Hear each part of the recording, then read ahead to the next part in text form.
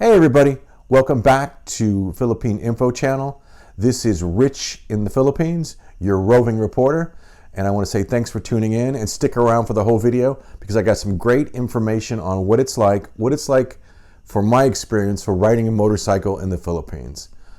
Motorcycles in the Philippines, I mean, it's phenomenal. It's a wonderful experience that it's very eye-opening, and everybody does it here in the Philippines, or a lot of people do. But before we get into my ride here, I want to give you a little background into my life in motorcycles. Everybody will come here to the Philippines with their own experience and baggage, as Steve says, which is very true. But my experience with motorcycles has been extensive. My father got me into motorcycles at the age of 7 or 8.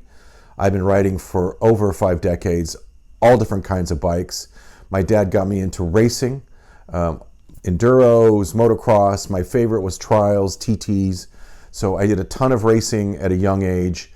And then my father bought a Harley-Davidson dealership and built it from really the ground up to be one of the biggest in Northern California. It was called Golden State Harley-Davidson. And then I, again, worked for Harley dealership in the Midwest and Harley for the factory with their marketing team. So I come to the Philippines with a ton of motorcycle experience. And, you know, I hear people who just come here and have never ridden a motorcycle before, and that's an interesting situation, and you have to be really careful about riding here. I know that Justin did a video on buying a motorcycle here, which was really great stuff. Go back and look at it. And because like everything here, it's more fun in the Philippines. And even buying a motorcycle here is an experience. I'm actually renting and I'm looking to buy right now. So everything is just different here, and you have to transition into it. So that's my experience. Now let's get into the actual ride and go over some of the things that I've learned on riding here in the Philippines. My first bike that I rode here, and my first experience, I got a phone call from a friend, and she said, hey, let me pick you up at the bus stop and we'll take my bike to this event we were going to. And she said, it's super easy. It's basically a straight line and it's not very far. Well, yeah, right. It wasn't just a straight line, and it wasn't easy.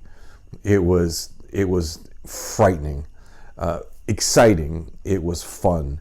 So that was literally my first experience and the road wasn't just a straight ahead road. It was literally a freeway with people going, I don't know.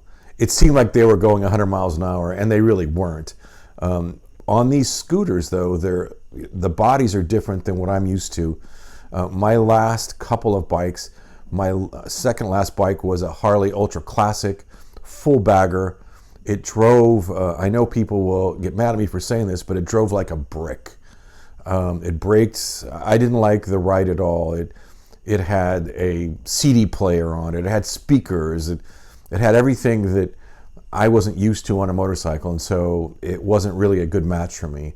My last bike in America I had was a 1750 Yamaha, which I absolutely loved. It was fast. It was smooth. It was its own bike, and I know that Harley riders will look at me and you know, say some interesting things to me, but my feelings are whatever you choose to ride is okay with me because you're just still riding. And here in the Philippines, it is a huge mode of transportation.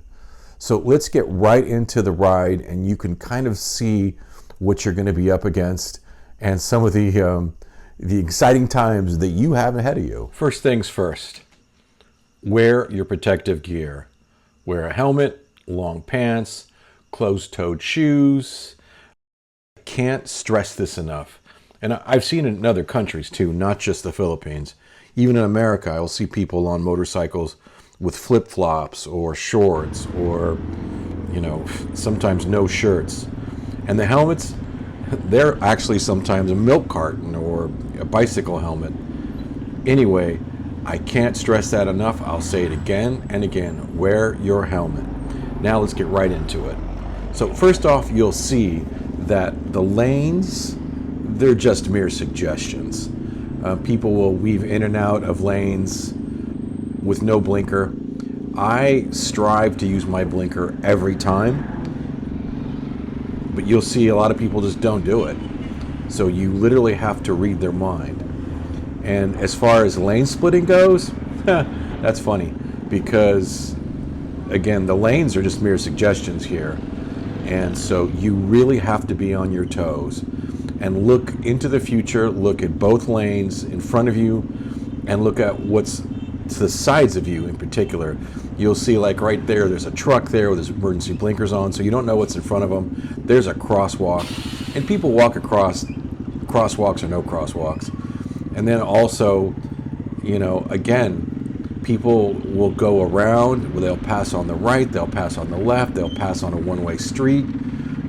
They'll come right into your lane, like this right here. That's a Jeepney coming into my lane, and I'm reacting to it. I'm going off to the right, I'm passing on the right, and then of course somebody cuts in front of me, and then I have to go into the other lane. So you really have to, and there again, no blinker. And it's no different than any other country. You know, I complained about it in America for decades. It's no different here. It's just that you have to be on your toes a little more here than in America, is my experience. So, okay, you'll see that there's a truck there, there's a crosswalk. You have to always be watching. You always have to be watching for cars parked in front of you. And then when you go to make your turns, you know, the people crossing the street, they don't care if there's a car there or not. They'll just cross the street. So you have to be on the lookout for people walking on the side, in front of you, just out of the middle of nowhere, really. And then when you get on busy streets, it's even crazier, because the roads seem to be a little smaller than our roads in America, but I don't really know if that's the case or not. So you just really have to be aware, more so than I think anywhere else that I've driven before.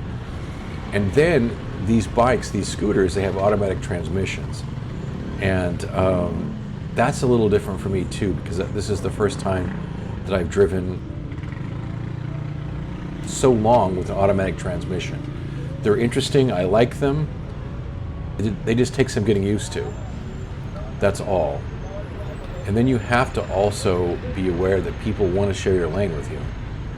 I always make room to the left of me and keep an eye on the right of me, so that if people want to pass me, and people do pass me all the time, I go a little bit slower oftentimes, just because I feel safer that way, and you will too. So we turning into Walter Mart here, and you'll see, again, look at the number of bikes here. It's crazy. And then you'll see how they're parked. And actually everybody here is pretty good about, at least the bike riders are pretty good about parking. Your bike stays safe, your helmet stays safe. They actually have a guard here, and he helps move the bikes around and keeps an eye out on them for you. I really appreciate that, and I've given him a couple pesos before, so he gets to know me, so he gets to know the bike that I'm on, and he keeps an eye out on it. So these are my tips on driving here in the Philippines, my experience. I'm going to have some more on maybe the busier freeway roads, so that you can get a look at those. Thanks for watching. This has been Rich in the Philippines. Drive safe, hit that subscribe button, and we'll talk to you next time.